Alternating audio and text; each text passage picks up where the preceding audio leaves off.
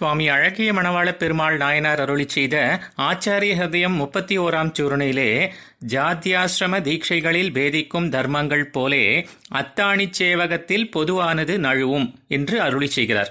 சிறப்புமிக்க கைங்கரியத்திலே ஈடுபட்டுள்ள பாகவதர்களுக்கு சிறப்பு அற்றதான கர்மங்களுடைய சேர்க்கை என்பது தாமாகவே கழிந்து போய்விடும் என்பதை தக்க உதாரணத்தோடு அருளிச் செய்கிறார் இந்த சூரணையிலே. வேதம் தான் ஓதுதல் மற்றவர்களுக்கு ஓதுவித்தல், யாகம் தான் செய்தல் மற்றவர்களுக்கு செய்வித்தல், தானம் கொடுத்தல் வாங்குதல், தாயபாகத்தால் கிடைத்த செல்வம் அதாவது மூதாதையர் செல்வம், உஞ்சவிருத்தி போன்றவை செய்து கதிர்நெல் சேகரித்தல், வேறு ஒருவரால் எடுத்துக்கொள்ளப்படாத பழங்களையும் கிழங்குகளையும் விரும்புதல் ஆகிய ஆறும் ஒரு அந்தணனுக்கான கர்மங்கள் என்று ஆபஸ்தம்ப சூத்திரம் கூறுகிறது. இந்த ஆறிலே வேதம் ஓதுவித்தல், யாகம் செய்வித்தல், தானம் வாங்குதல் போன்றவை ஒரு க்ஷத்ரியனுக்கு பொருந்தாது. ஆக இவை நீங்களாக மீதமுள்ள வேதம் ஓதுதல், யாகம் செய்தல், தானம் கொடுத்தல் ஆகியவற்றுடன் சேர்த்து தீயவரை தண்டித்தல், யுத்தம் செய்தல் போன்றவை ஒரு க்ஷத்ரியனுக்கு கூறப்பட்டுள்ளது. அதே போல வேதம் ஓதுதல், யாகம் செய்தல், தானம் கொடுத்தல் ஆகிய மூன்றுடன் சேர்த்து பயிர் செய்தல், பசுக்களை காத்தல், வியாபாரம் செய்தல் ஆகிய மூன்றும் ஒரு வைசியனுக்கு உரிய கர்மங்கள் என்று கூறப்பட்டுள்ளது.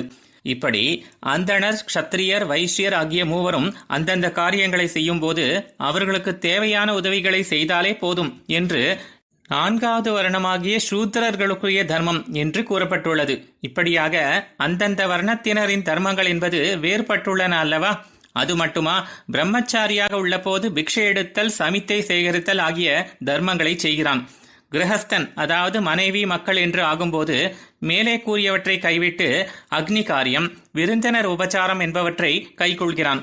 கிரகஸ்தனாக இருந்தபோது கிராமப்புற உணவு, நாகரிகமான உடை அலங்காரம் என்று எதெல்லாம் ஏற்கத்தக்கதாக இருந்ததோ அவற்றை வானப்பிரஸ்தனாக காட்டில் சென்று வாழும் நிலையிலே துறந்து மான்தோல் மரவுரி ஆடைகளை உடுத்தி காட்டில் கிடைக்கும் உணவுகளை உட்கொண்டு சடை வளர்த்தல், தாடி மற்றும் நகங்களை வளர்த்தல் ஆகியவற்றை கைக்கொள்கிறான். சந்நியாசியாக மாறும்போது பிரம்மச்சாரி, கிரகஸ்த, வானப்பிரஸ்த ஆகிய நிலைகளில் இருந்தபோது எதெல்லாம் இருந்ததோ அதாவது வீடு, மனைவி, மக்கள், அக்னி காரியம், உதவி ஆட்கள் என்று அனைத்தையும் கைவிட்டு விடுகிறான்.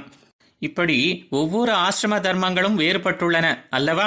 அதுபோல ஜோதிஷ்டோமம் போன்ற யாகங்களை செய்ய தீட்சை எடுத்துக்கொண்ட ஒருவனுக்கு சந்தியாவந்தனம் போல அன்றாடம் அவசியம் செய்ய வேண்டிய கர்மங்கள், மேலும் விசேஷ கர்மங்கள் அதாவது அமாவாசை தர்ப்பணம் போன்ற சில முக்கிய கர்மங்களை தவிர மற்றபடி பிராமண, க்ஷத்ரிய, வைசிய வர்ணங்களோ அல்லது பிரம்மச்சாரி, கிரகஸ்த, வானப்பிரஸ்த, சந்நியாசிய முதலிய ஆசிரமங்களோ செய்ய வேண்டிய கர்மங்கள் எதுவுமே அவசியமில்லை.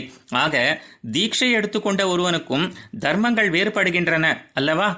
ஆக இப்படி அந்தணன் முதலான வருணங்களிலும் சரி, பிரம்மச்சரியம் முதலான ஆசிரமங்களிலும் சரி, ஜோதிஷ்டோமம் போன்ற வேறுபட்ட தர்மங்களை கொண்ட தீட்சை நிலைகளிலும் சரி, தர்மங்கள் என்பது வேறுபட்டு அந்தந்த கட்டங்களிலே சில கர்மங்கள் தாங்களாகவே மறைகின்றன அல்லவா?